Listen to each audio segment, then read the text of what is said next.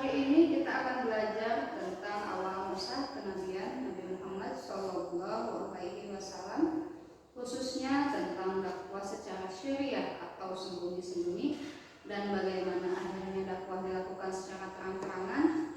Setelah kalian belajar, diharapkan kalian bisa memahami mengapa Nabi Muhammad SAW memulai dakwah secara sembunyi dan bagaimana perubahan yang terjadi ketika dakwah dilakukan secara terang-terangan.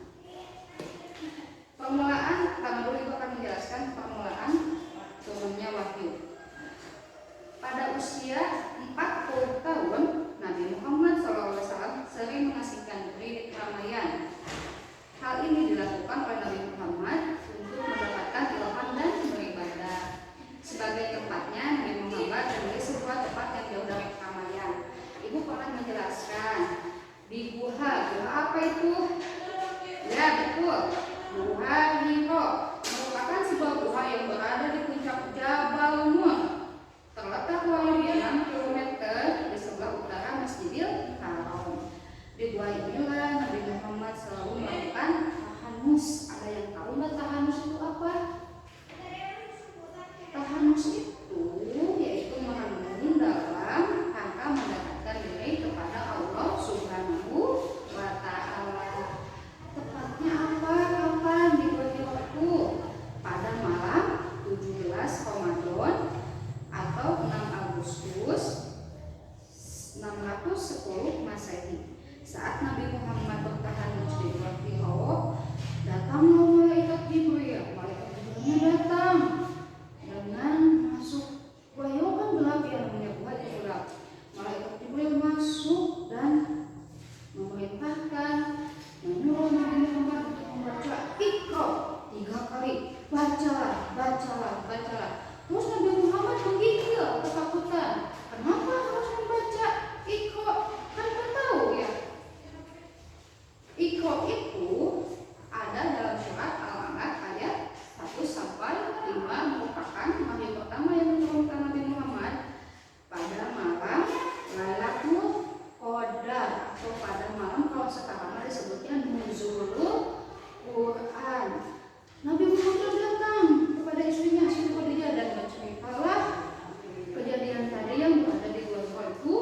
Sementara itu Khadijah lari ke rumah anak pamannya yang bernama Waraqah bin Naufal. Di sanalah Siti Khadijah bercerita banyak tentang suaminya, tentang apa yang mendengar cerita kejadian tersebut. Waraqah bin Naufal merasa kagum, senyum ke Siti Khadijah sambil menjelaskan bahwa Nabi Muhammad akan menjadi nabi. Kemudianlah setelah mendapatkan penjelasan dari Waraqah bin Naufal, hal ini menandakan bahwa beliau diangkat menjadi nabi dan rasul. Dan di sini dakwah Nabi Muhammad secara sembunyi-sembunyi.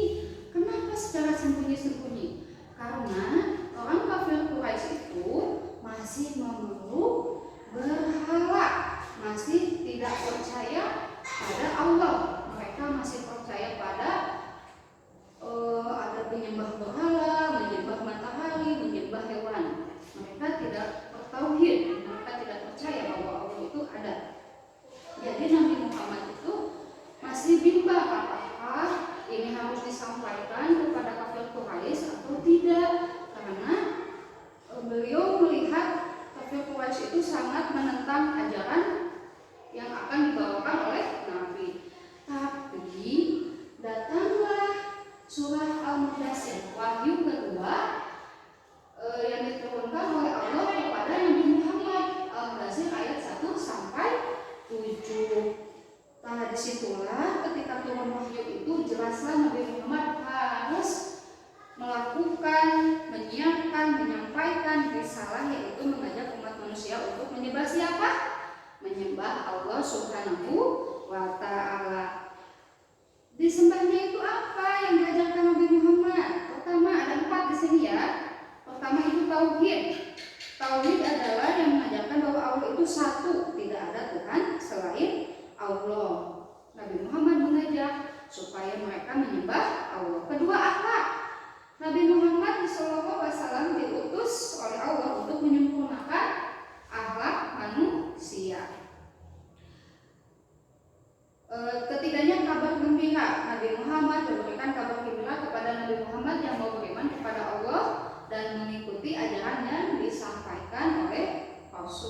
Allah.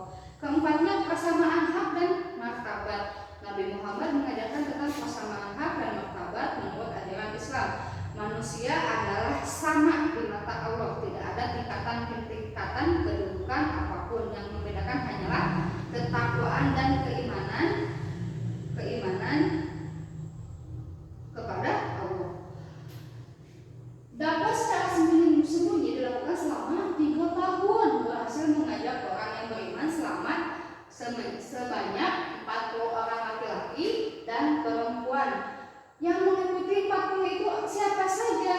Orang-orang fakir, kaum budak hamba sahaya, dan orang dari suku Quraisy yang tidak mempunyai kedudukan. Pembinaannya itu masih tetap di rumah Arqam bin Abdul Arqam, yaitu rumah anak pamannya Nabi Muhammad SAW. Dalam tauhid tadi sudah dijelasin sama ibu apa yang diajarkan Nabi Muhammad. Nah, ini tauhid itu dalam tauhid Nabi Muhammad mengajarkan bahwa Allah itu satu, dan dijelasin sama ibu. Terus akhlak, kabar gembira, dan persamaan hak dan kewajiban. Nah, ini adalah orang-orang yang pertama kali beriman kepada Rasulullah, yang percaya bahwa Rasul itu utusan Allah. Orang yang pertama itu siapa? Siti Khadijah. Karena Rasulullah Nabi Muhammad menyampaikan dakwahnya itu sama keluarganya dulu, kedua sama sahabat, dan ketiga sama selain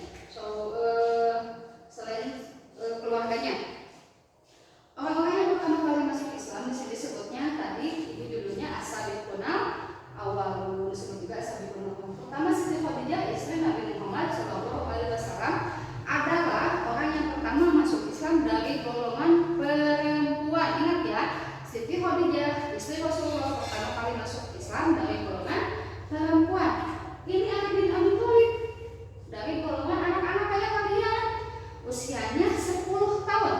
Waktu itu Ali bin Abi Thalib masuk Islam dan percaya kepada Rasulullah di saat usianya sama seperti usia kalian, masih 10 tahun, anak-anak ya.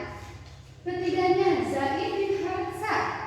Zaid bin Haritsah itu dari golongan hamba sahaya. Kalau sekarang mah di sini hamba sahaya itu, oh iya ada pertanyaan, ibu hamba sahaya itu apa? Hamba sahaya itu kalau di sini mah babysitter ya, yang suka bantu-bantu di rumah.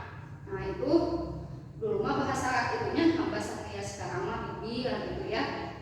Keempatnya Abu Bakar adalah sahabat Rasulullah yang pertama kali masuk Islam dari golongan laki-laki dewasa. Ingat ya, yang ini dari perempuan, ini dari anak-anak, ini dari hamba sahaya, yang keempat itu dari laki-laki dewasa. Dan Ummu Aiman itu pengasuh Nabi Muhammad saat masih kecil, pada waktu ibunya masih hidup. Setelah mendengar ajakan Nabi, Ummu Aiman mengikuti apa yang diperintahkan oleh Nabi. Nah, ini semua adalah orang-orang yang pertama masuk Islam dalam golongan as-sabiqunal awwalun. Abu Bakar setelah menyatakan diri masuk Islam, ia pun mulai ikut berdakwah bersama Nabi.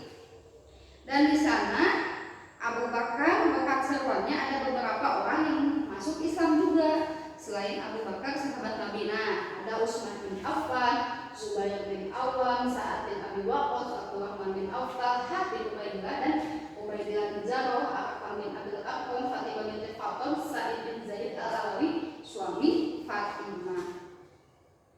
Nah, di sini sudah masuk karena sudah banyak pengikut, lumayan, jadi Nabi Muhammad langsung tidak sembunyi-sembunyi lagi, jadi langsung terang-terangan. Karena sudah 3 tahun sembunyi-sembunyi, pengikutnya juga udah lumayan banyak, jadi Nabi Muhammad berdakwah secara terang-terangan dan disusul dengan perintah wahyu yang ketiga dari Allah, yaitu surat Al-Hijr ayat 94. Di sini sampaikanlah Nabi Muhammad secara terang-terangan segala apa yang dikatakan kepadamu, berpalinglah dari orang-orang yang syirik. Dakwah Nabi Muhammad secara terang-terangan secara tersebut Nabi Muhammad pun telah melakukan secara terbuka, seperti dengan cara menggunakan dalam besar, menggunakan dalam kepentingan musyawarah.